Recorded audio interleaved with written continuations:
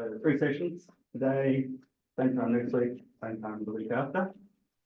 We're going to have 3 speakers per session. They are strictly limited to 10 minutes. We'll have 5 minutes of discussion after each talk. The aim for the speaker is simply to relate something interesting to us in topic form, so it's easily accessible. We have a good take-home message. So it can be about your research. So if you want to hide behind your professional persona and tell us what you're thinking about in the research space, that's fine. But it could be a sideline that maybe we don't know so much about. So you know, telling us about something we don't know, that you work on. Or it could just be an interesting experience or observation. You know, we all view the world around us through our professional lenses, and we're always interpreting what's going on even if outside our field. So anything that you feel is relevant to the environment and society space as an experience or observation is totally valid. The idea is just to keep it interesting and easily comprehensible. Now, it's not a competition, so there's no winners per se. And the reason I mention this is that we unashamedly stole this idea from RSB. They ran flash talks last year, but theirs was a competition, and they used a clapometer and a show of hands at the end, and they voted for the best talk. And I was reflecting on this and concluded that making it a competition doesn't really suit our culture so well. You know, whereas RSB operates on sort of quite a Darwinian view of the world and the workplace, I think we're much more egalitarian and perhaps even a bit Marxist in our approach. So, you know, to draw the analogy further, you know, whereas RSB is like the USA, all cashed up and resource rich, but ridden with angst, we're much more like poor and happy Cuba. Yeah. So my point is that everyone's a winner at the Fenner School, and all speakers will get a little prize, which is a little bag of chocolates, as a thank you. So without further ado, I'm going to ask for our first speaker, Saul, to come on up. He's going to tell us about the IPBES and what the hell it is. Thank you, Rob. I'm really pleased to learn that I'm already a winner. That's great. And before I actually start talking, those of you who have bothered to look at my face are thinking, why is he wearing heavy eye makeup on his right eye? I'm not. I have a black eye. The actual reason for it is way too boring to bother telling you. So I'd prefer to leave you with the image that I've been banging my head against the wall, thinking about how to balance the school budget at the moment. So my actual flash tour will require that I do something.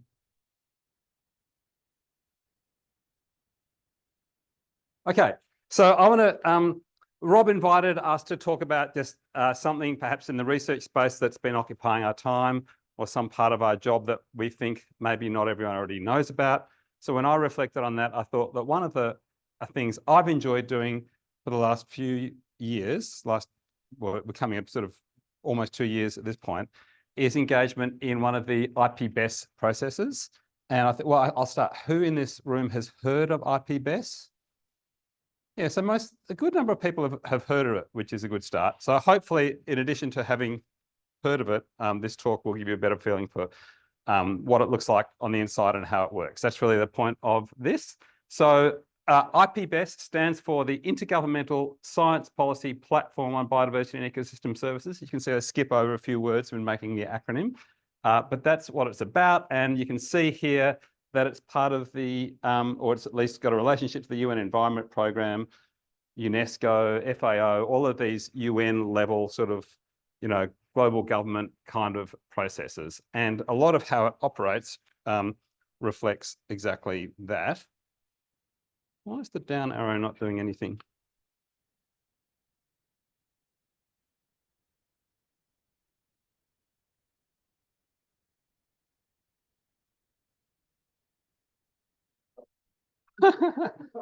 I'm sure. Oh, thank you, Pete. So I want to represent IPBES in a way. I was trying to think about what's a good visual, and I came up with this because my experience of it is like this woolly mammoth. It's cumbersome. It's definitely Eurocentric. I mean, most of the meetings are in Europe. A lot of the people involved are in Europe. The Zoom meetings typically are on European time, which is a punishment. Like a woolly mammoth, it sort of seems a little bit ridiculous, and you might see some of that in my talk. But actually, my feeling of it is just like woolly mammoths, I'm much happier that the world had them. Better to have than not. So I think it's a positive thing, but a thing that has some sort of struggles. So the intergovernmental word reflects that it's kind of modeled the IPCC. I think if I said, who's heard of the IPCC, every hand would have gone up. And the point of the IPCC is to get global data together on the state of climate change and what we might do about it.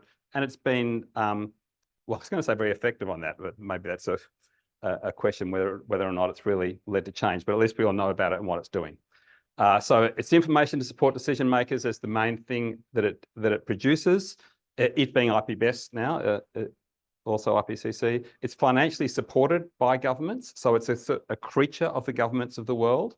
All the participants, the authors, the experts who are involved have to be approved by their own governments. So they're not necessarily from government, but the government signs off on that person going along. So the author team I'm on in the current assessment that I'll talk about later has got, we've got 80 authors and they're from 38 different countries, all signed off by the governments. And as with the IPCC process, you have this very strict process of referencing, reviewing and documenting that makes a normal scientific paper look like a breeze. Like it's very, very strictly documented to try and be sort of bulletproof to any attacks on process. So it's really that all that documenting is trying to underline that you've collected data in an appropriate, unbiased way, and that for any statement you might make as a result of this process, you can point to the source for that observation. And then finally, these assessment reports that are produced are not released until governments agree. The majority, actually, I don't know exact rules, at least a voting majority or better at the plenary session. So it's very much a creature of governments coming together. One of the things it's tried to do from the outset is reflect not just the knowledge of the world the way we might do in IPCC, but to include Indigenous and local knowledge more explicitly, recognising that if we weren't explicit about it, it probably wouldn't make its way into reports in the way that it really should. So all of the IPBES reports include Indigenous and local knowledge, but you're doing this in a process run by governments, including governments that don't actually recognise their own Indigenous peoples or recognise some but not others. So that's kind of a problem. And of course, when you've got this very top-down kind of process, government-led process that involves lots of flying around to big institutions around the world, it's not the kind of process that necessarily naturally connects with disempowered communities that often have the Indigenous and local knowledge. And I should say, even this phrase, local knowledge, the reason why it's there, my understanding is that because many governments don't recognise who their Indigenous people are, if you just use the word Indigenous, then fewer people would be included in this broader view of where knowledge comes from. So that's an interesting feature of the whole process, but it's been a difficult one. And because it's trying to speak across, most of the governments of the world and include the perspectives of most of the people of the world, including, along with Western science, including Indigenous and local knowledge, you have this problem of what kind of language do we even use to capture what we're talking about. So one of the things that the IPBES developed early on in the process, so this comes from 2015 and IPBES kind of got going in 2012 to 14, was this kind of framework for what we're even talking about. So we might use words like biodiversity and ecosystem services, but all sorts of people around the world say, we don't like the word biodiversity. We don't think that represents what we think matters. We don't like the word ecosystem services. We think it sort of risks monetizing nature, or all these kinds of objectives. So one of the things that to function it has to do is have an agreed framework. And I just wanted to point to these sort of three boxes here that have got multiple colors. Part of what they're trying to do there is say what some people might call biodiversity and ecosystem services, some other people might just call nature, some people might call Mother Earth, some people might call systems of life. And up here, some people might call it good quality of life, other people might call that human well-being, some people might call that living in harmony with, and so on. So it's that kind of very slow progress to get agreed language and to even know what framework we're working in has been a really important part of it, but it's kind of a pointer. You can imagine what the meetings are like right? when this is what, you know, these are the sort of tensions in the room. So I first got involved back with the first assessment report that IPBES decided to do. Having created this machine, the idea was, let's start producing assessment reports. And the first one they wanted to do was on pollination and its importance to food production. And they chose that because pollination is one of the ecosystem services that has received the most attention. There's the most documentation of why it matters. It happened that there was a literature developing at that time that I was a part of that was making pretty good progress in understanding the role of pollination. So they kind of chose it as an easy case. So you brought together this crowd of people from around the world to aggregate all the data we have on pollination, try and compile this report. I actually found it incredibly satisfying, enjoyable, fun process. And I think the final product was really good. And when you think about it, it was mostly, there's some sort of difficult news in there about, you know, risk to pollinators and so on. But ultimately, it wasn't a particularly deeply political topic to be handling, even though you still have those underlying sort of political tensions that could be in the room. Since that time, they've done tens of different reports. I couldn't even find a list of them. There's lots of them. The best known one was in 2019, the Global Assessment Report, basically a global assessment of the state of biodiversity. And here it started to get a little bit more kind of political in some of those statements. And one of the statements they made in this summary for policymakers, this is, you know, approved by governments, was that the goals for conserving and sustainably using nature and achieving sustainability cannot be met by current trajectories and goals for 2030 and beyond, and may only be achieved through transformative changes. So you might be thinking, well, what does that mean? And then it gives the definition of transformative changes. So that's by context for the fact that the IPBES assessment I'm on at the moment is called the transformative change assessment. That's basically saying, if we can't save biodiversity and ecosystem services without these transformative changes, then what are the transformative changes that we need, and how might we create this transformative change? So part of what is terrifying about that is we've now gone from easy things like bees and food through to what are the fundamental changes in society and culture that would be necessary to save all biodiversity and ecosystem services. So I was invited along by another person who knows a lot about bees and food, and I went along thinking about my original experience in the first IPBES report, and I found myself in a way more complicated and scary and difficult process. But you know, like last time, there's lots and lots of people come from all around the world and go through this very laborious, carefully documented process. Actually, I'm probably spending more time than I should, I suspect. So I got a minute. All right. So we're focusing on transformative change. Really wanted to get to was sort of the why is this scary. So the plenary, where this is supposed to be signed off by the governments of the world, happens in Namibia at the end of the year. And essentially what the IPBES is going to be saying, I'm not allowed to give you the final messages here. It's all totally secret squirrel. So this is not literally the final messages. It's just the flavour that I think you might expect. Something like, dear 146 member states, we need to end capitalism. We need to cease the unsustainable exploitation of resources. We need to respect all people and give them justice. And we need to end the domination of the natural world. So I'm really looking forward to how that goes down. And I'm hoping that I can come back to a flash talk maybe in the end. We can talk about how we have done that, or at least given the world the information it needs to achieve that. So, you know, it feels a bit ridiculous, but it also feels, honestly, to tell the truth, like these are the appropriate messages. The question is, I don't know what it means to put these messages out to the world in this process. Yeah, that's my time up. Thank you. Yeah.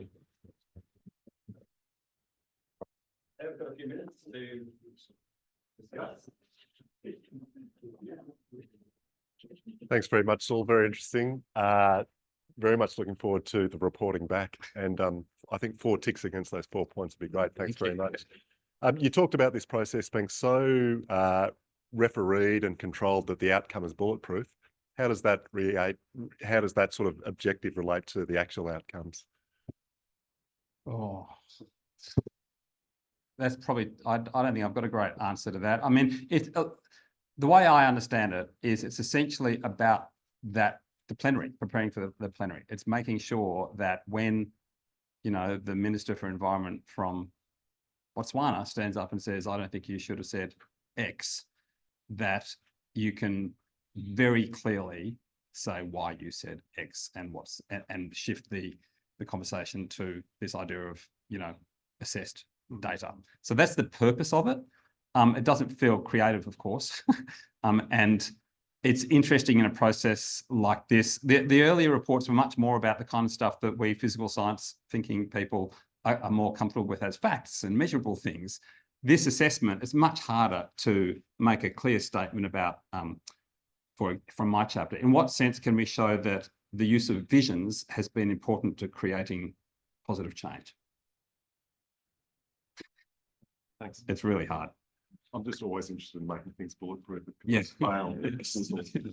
Look, I think the assessment report, that summary report and the one for different regions is so good and so thorough that it's my textbook for my third year course, you know, because it's really policy and management sort of focused, and it you know has little. It's a bit annoying to read, but it does say how much confidence is behind each of the statements, which is actually good for students to see that it's not all black and white. But I agree with you. When you get to the end, when they talk about what needs to change, and they say we need transformative change, and they go through, we need a whole change to our food systems and everything. That's really unsatisfactory, you know, because students are saying, well, what does that mean, you know, and how do we do that? And that's where it sort of falls down a bit. But I guess it reflects the fact, this is my take on it, that it's bloody hard. You know, like if we knew the answers, we would have done them, you know, there's no silver bullets. But I think they're a great resource, and I encourage anyone to read it. Because on that first report I was involved in, at the end, I thought, we've produced a really, really solid sort of textbook on pollination here, and I've often recommended it to people in that light. And that was just the first one. I know that many, many have come out since. So I agree that they're very good at aggregating and summarising state of play. But I suspect that how happy people are with them probably changes as you get to the more and more contentious areas. I'm excited to hear Karina's question, because she knows all about how to make transformational change happen. I mean, look, I think that there is documented evidence to say that the pollination assessment changed policy. I think that the pollination assessment really did make a big difference. My question is about the transformative change assessment. I was involved in some of the early framing stuff, and there was a real tension between the kind of people like me who wanted to criticize the way in which transformative change was being framed, and then people who were saying, well, no, we need transformative change, and it's something we can kind of empirically measure and document, and like kind of what you're sort of saying, you coming to it as a hard scientist. How, I don't know, I just wonder whether, what's your take on where that tension landed? Did the critical social scientists just get shoved out of the room, or have they been there the whole way being annoying? My sense is that they've continued to be annoying the whole way in a positive way. So what you're describing is exactly what has made it really challenging. You've got this room full of people aggregated for quite random kinds of reasons. They're not the world's best people on X, Y, and Z. They're just people that have found their way into the process through various ad hoc processes, and being led by people who are also selected for unusual reasons. So the arguments that happen in the room reflect exactly that tension you're talking about. And I don't think I can answer the question of how well is the final report going to deal with that tension. I see the tension in the room all the time. Our chapter is actually probably a little less struggling with that than some others, but the tension's there, and I think you're going to have to see the finished product to know whether or not it actually did anything constructive rather than just, you know, chasing tails. I'm now wishing I had found the time to review the chapters when the call for the chapter. Yeah. As a follow-up to that, as a follow-up to that, I think one of the difficulties, if you see the words coming out of the mammoth there at the end, transformational change is great, but what's the transition pathway to achieving that? And if you can show We have a chapter on that. the incremental pathway, because that's the only way you're going to convince those who are invested in fossil fuels and all the rest to actually change. Yeah. There has to be some incremental pathway, not just you've got to go from that to Yeah, that. totally agree. And so there is a chapter on it, but Oh, of course good. it's not going to solve everything, but it's recognised. Anyway, Okay. sounds like we should move on. Thank you. I'm happy to chat to other people after. The perfect place to talk. They've got a little thinking. We'll probably have more chats about it afterwards. But that's good. Over there, Ian. I think Ian's going to take us get all those pictures from the tour. Or not, I'm not sure. Yes, my holidays in Honduras is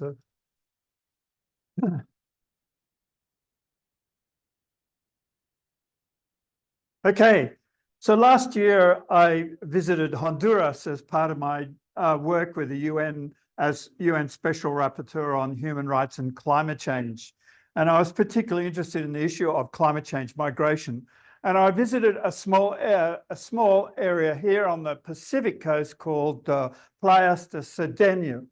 And I met a woman there on the beach, and she showed me where her house used to be.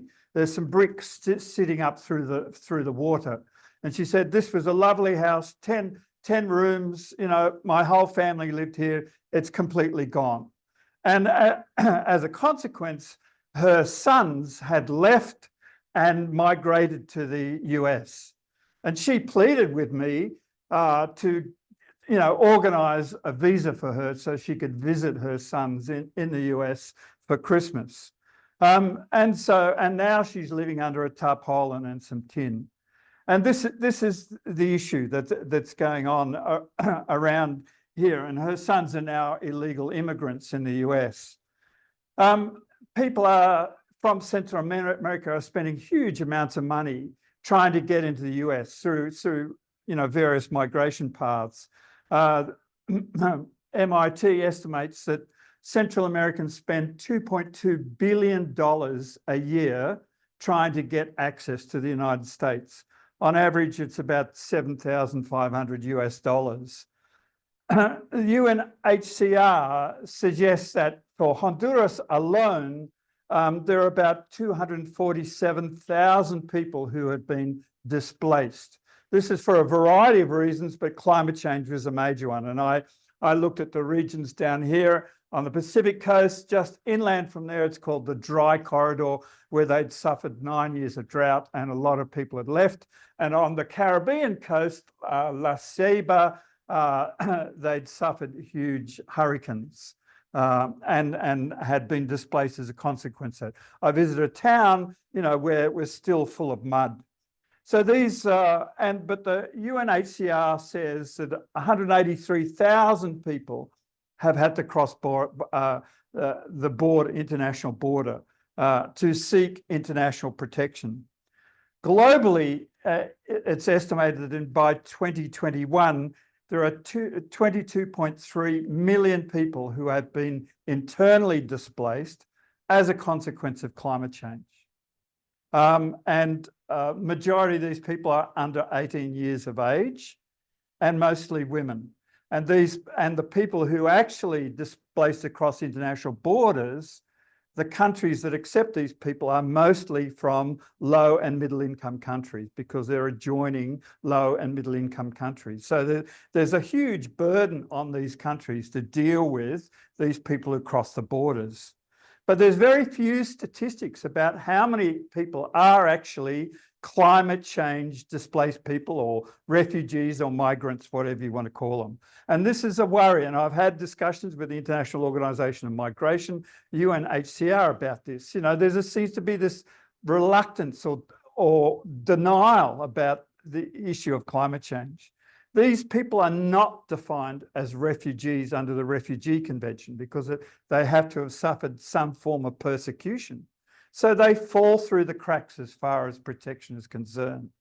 And in my report to Human Rights Council last year, I suggested that maybe we should be developing a special protocol to the Refugee Convention to give legal protection to people displaced across international borders as a consequence of climate change. So this is the issue.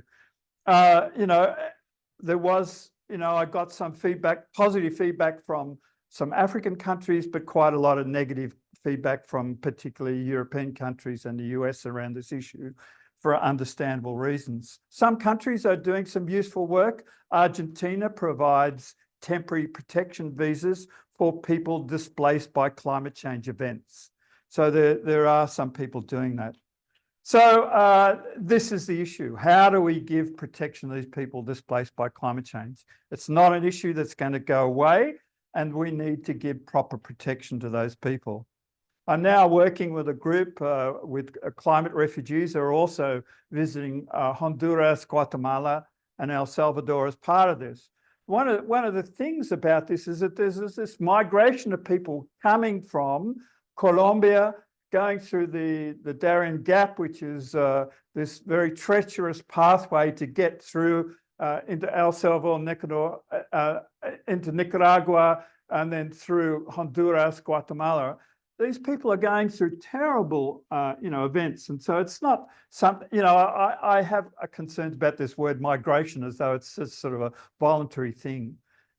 People don't make these sorts of decisions lightly, and that's why I prefer the term displacement, because the choices are really tough for them. I visited, while I was there, a place, the major airport in Honduras, where a plane had just landed with people who had been sent back from the United States, put in shackles, they'd put in jail for 8 days, no legal representation, and sent back to Honduras. And this was quite tragic. And they're processed by a Catholic nun. She gives them a sort of care package and a bus ticket to get back to their hometown.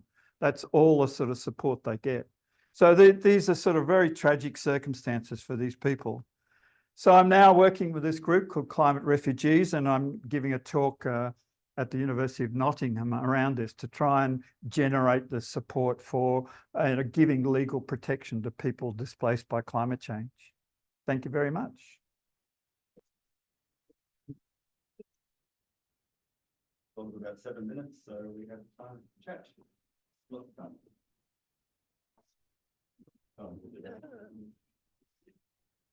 This thing's fun.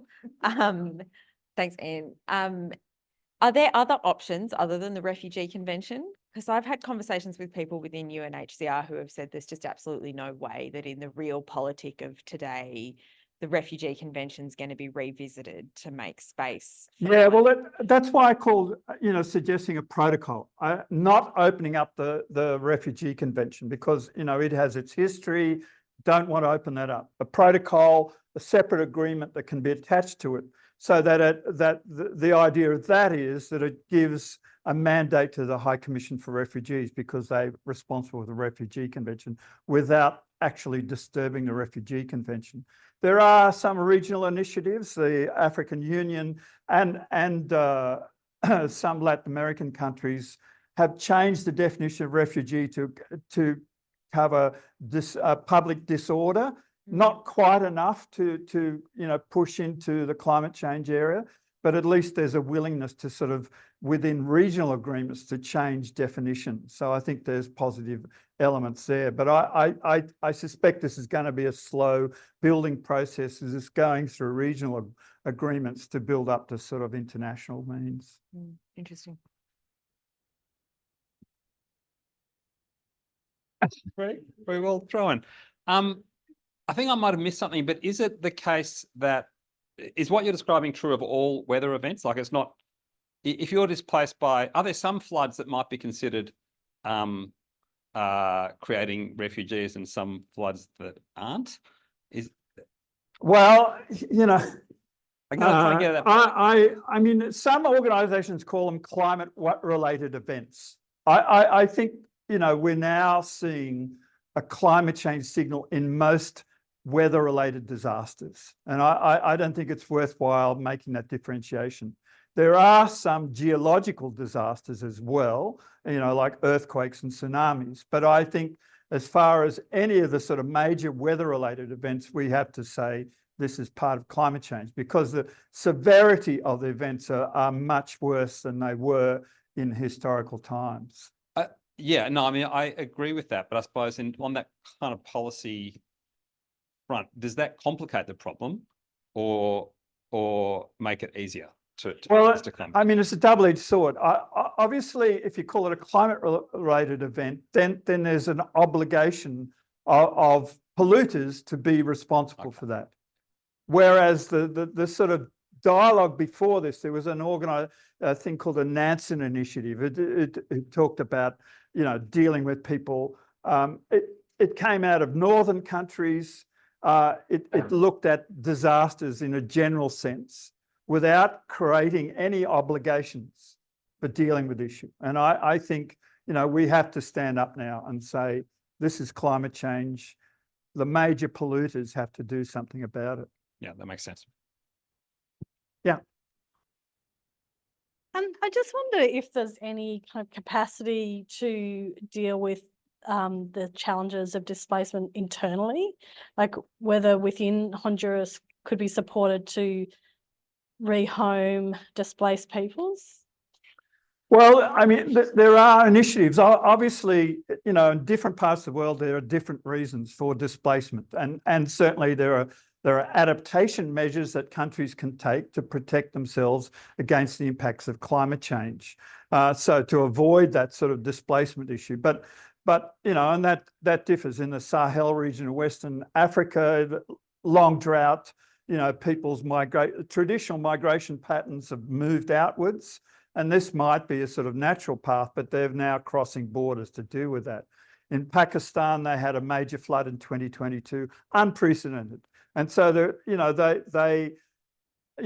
were unable to deal with that sort of issue. And we've just seen a major flood in Afghanistan as well.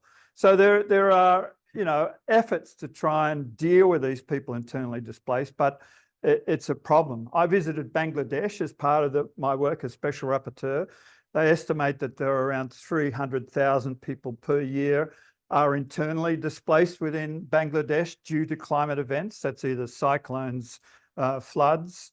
And, most of those people end up in Dhaka in informal settlements. So there's all sorts of issues around that. The Bangladesh government are building cyclone shelters to try and help people, live through the actual events. But, serious issues of seawater inundation of farms ongoing. Oh, thanks, Ian. Well, it's sort of a follow-up that,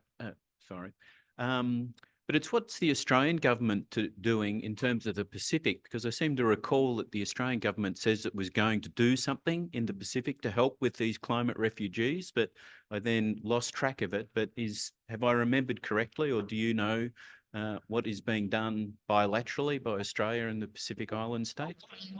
Last year, the Australian government signed a bilateral agreement with Tuvalu called the Falepili Agreement, which was to allow a sort of annual intake of Tuvaluans into Australia. And this is quite a controversial issue. Does Tuvalu, give up and say, okay, we'll just allow our people to leave? And is there a brain drain issue? There are all sorts of issues around that. There's a strong voice to say, no, Tuvalu wants to stay there. And so that issue was quite controversial. New Zealand have had a small intake. I think it's about 75 people a year allowed into New Zealand, but the criteria for meeting that intake is quite significant. You have to have offer of employment and so forth. So there's a lot of steps have to be taken to deal with that. But on the other side, Australia's signing new liquid petroleum gas deals, etc. So is there tokenism to the Pacific while it's continuing to export fossil fuels at the same time?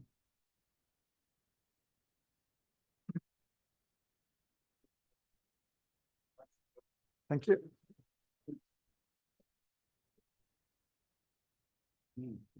Very lucky to have Broderick come to be in town today, so I thought we could grab it. Oh, thanks. Right. How do I? Oh, here we go. Is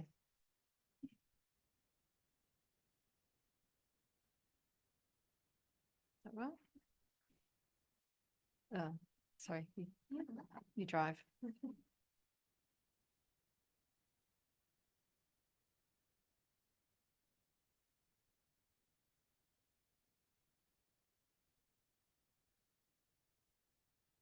It's just, I think it is open. I thought I saw it.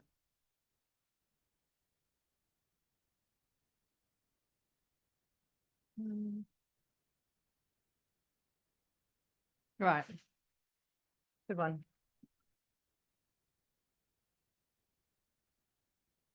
I'll just give myself a little timer so I can see where I'm going. So thanks Rob for having me, and it was lucky. And I have been in the mindset of taking opportunities where they arise at the moment. So I'm very grateful to be here and happen to be in Canberra this week. And I've been an affiliate with the Fenner School for about 6 years. And so this is the first time I've managed to make a seminar in person. So thanks, I've managed to give one as well, which is great. Look, I'm just going to talk about a paper I wrote 2022 and some work that I'm doing now. And I guess I should give you the caveat that I am a consultant and I work in my own business, Broderick and Associates, and I do have associates, but I won't go into them today. But it is worth mentioning that because my research is occasional and it's very rare that I actually publish a paper. So to do that last year was great.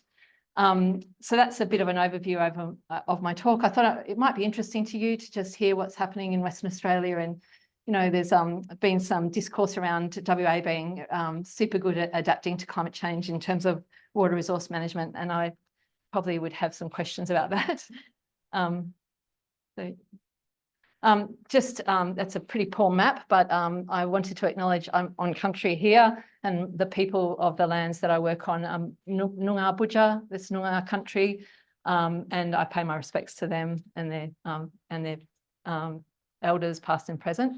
And just to point out that their country covers a lot of this area that I'm talking about today, which is quite unusual in terms of, I think other groups are not necessarily got such extensive range. And it happens to correlate with most of the Southwest, which is a biodiversity hotspot, important place, and as I said, a scene of some significant climate change.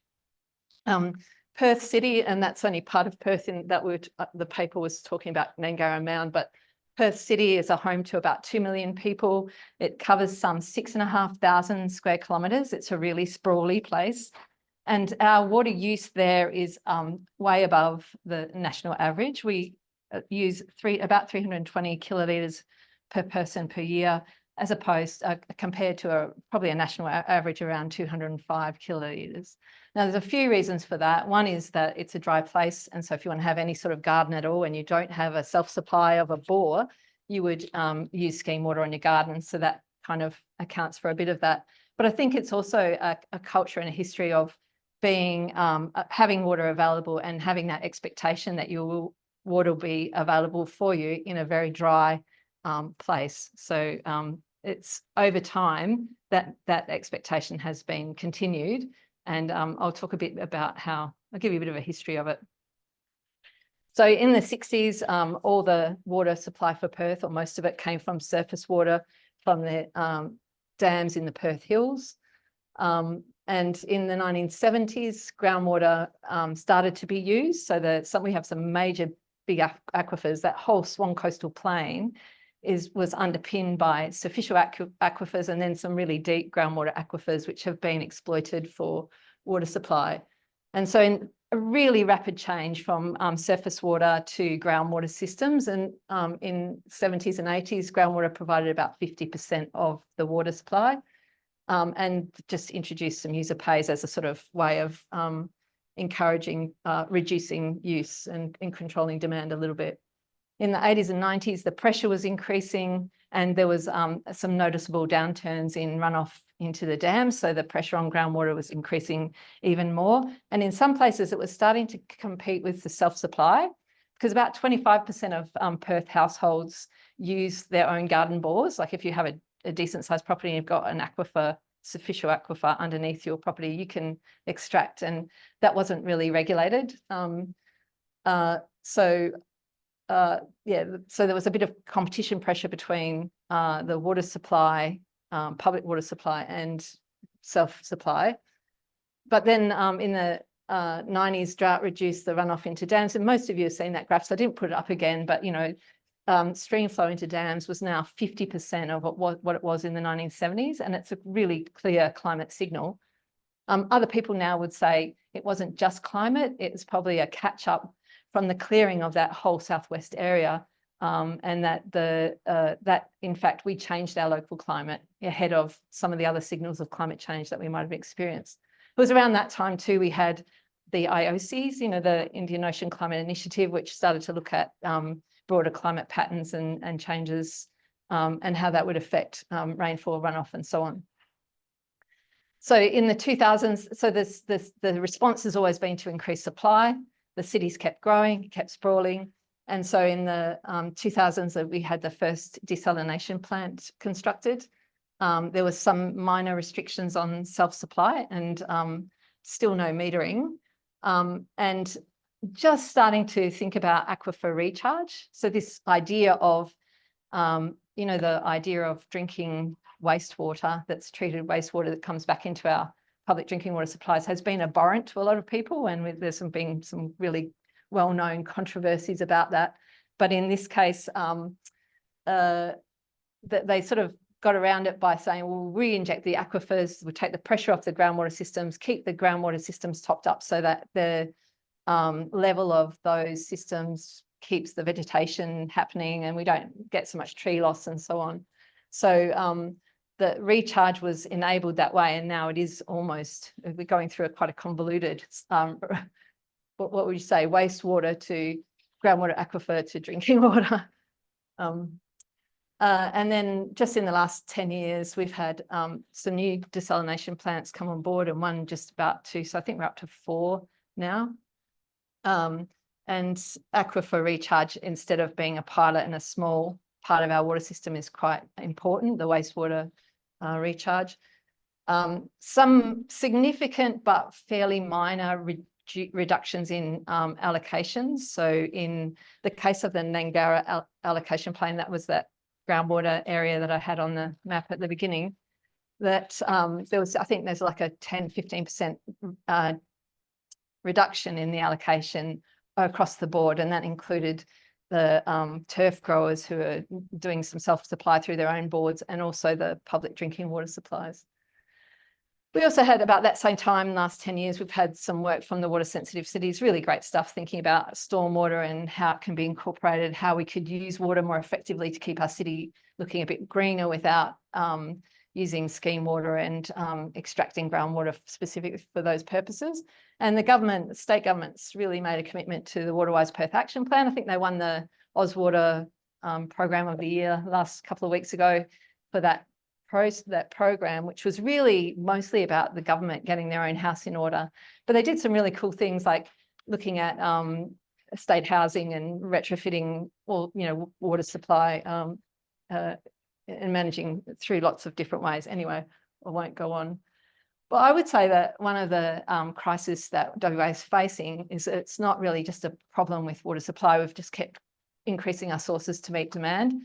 I would say it's a crisis in water planning.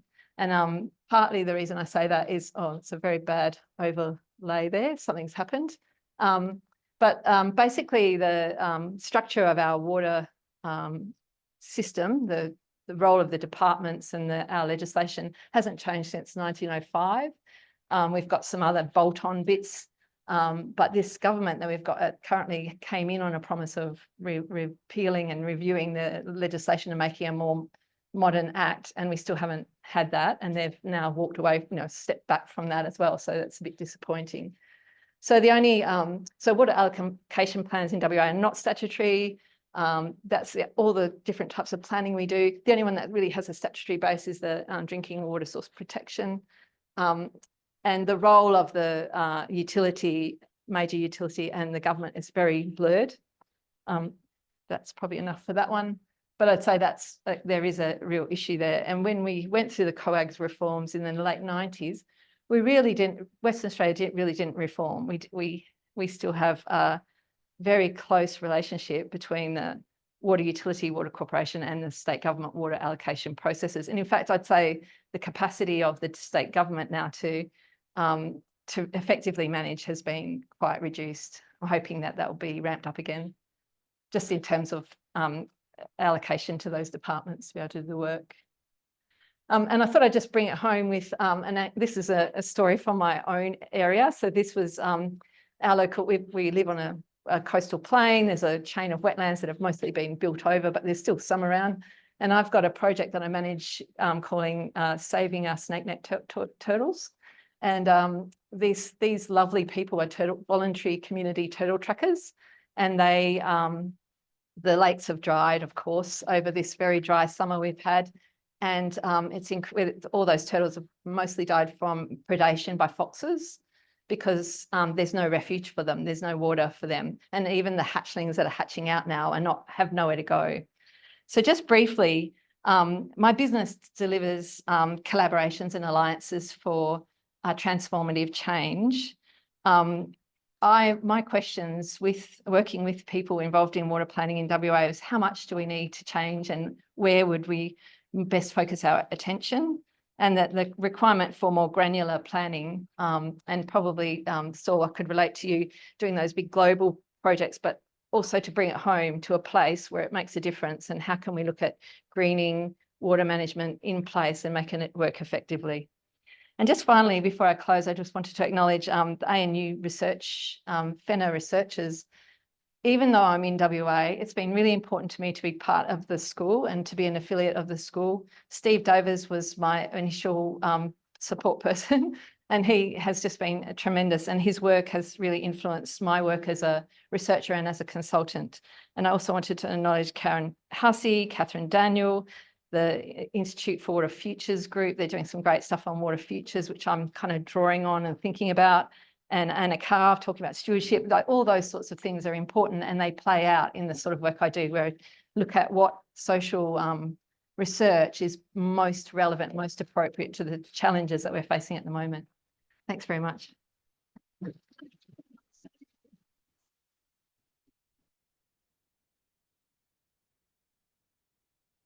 Well, you think about development, I'll make a good apology to those within the monitoring country. Yeah. Because it's at the moment. So I do, of course, traditional owners, past and present, the lands we're standing on. And again, my apologies. But question, please. You began by pointing out that people in Perth use more water per head than elsewhere in Australia. Yeah. But then in the history, I didn't see that many examples that you were highlighting of trying to control consumption. There was lots of actions on like managing the pool, but not so much managing consumption. Did I misread the history, or is that? No, it's pretty true. I mean, there's been some particular times where there's been crises where where we've introduced, we have water restrictions, so there's timed and days for watering lawns and things like that. But when governments have introduced more serious demand management, they have lost their seat. So everyone is politically very nervous about bringing in any sort of serious demand requirements, management requirements. There are programs that do obviously look at that, and the Waterwise Perth Action Plan is part of that process, but I'd say it's still not at a significant level, and possibly not. Well, I don't know. Is it okay to just keep developing more water sources, and we're making more water in desalination factories and so on? Or do we start looking at demand management more seriously and looking at how to, and I guess the crisis in planning is about that integrated planning, like looking at having people, planners who are able to look at where's the stormwater available, when it's available, how could we store that, could we use it for watering some of our green spaces and so on. And that sort of level of planning is just not widespread yet. Yeah. Thanks.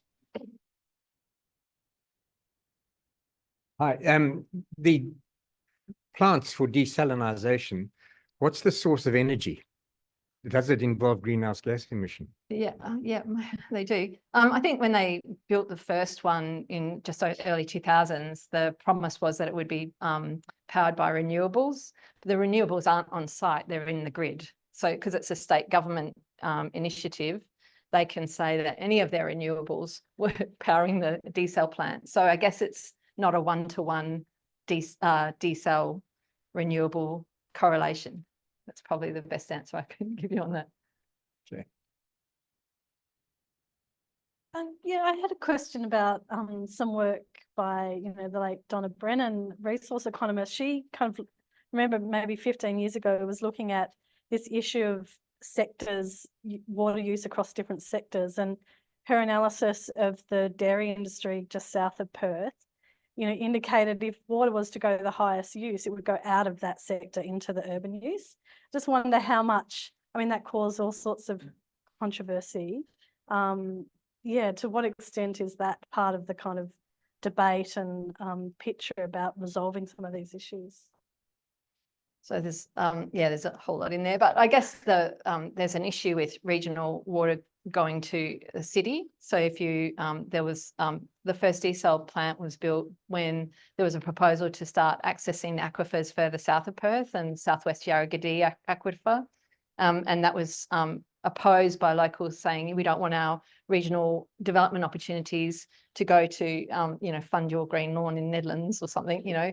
So there's that. And then there's also the issue of, like, you know, if we say water markets are controlling or managing water demand and it's going to the highest value, then that's what will happen, that water will go to the highest value. And that maybe if you haven't got the settings right and the regulation right to make sure that there's some other consideration about local livelihoods and environment, then those things can suffer. In fact, that's a good segue, because tomorrow I'm running a water symposium here. It was a private thing for Peter Cullen Trust just on this very issue. We've got Jume Bay speaking, and Michael Douglas from UWA and others talking about this very issue of, you know, when we prioritise water, how do we do it well? Yeah. Thanks. Thank you. Thank you, Kath, and thank you for all our speakers. Oh, yes.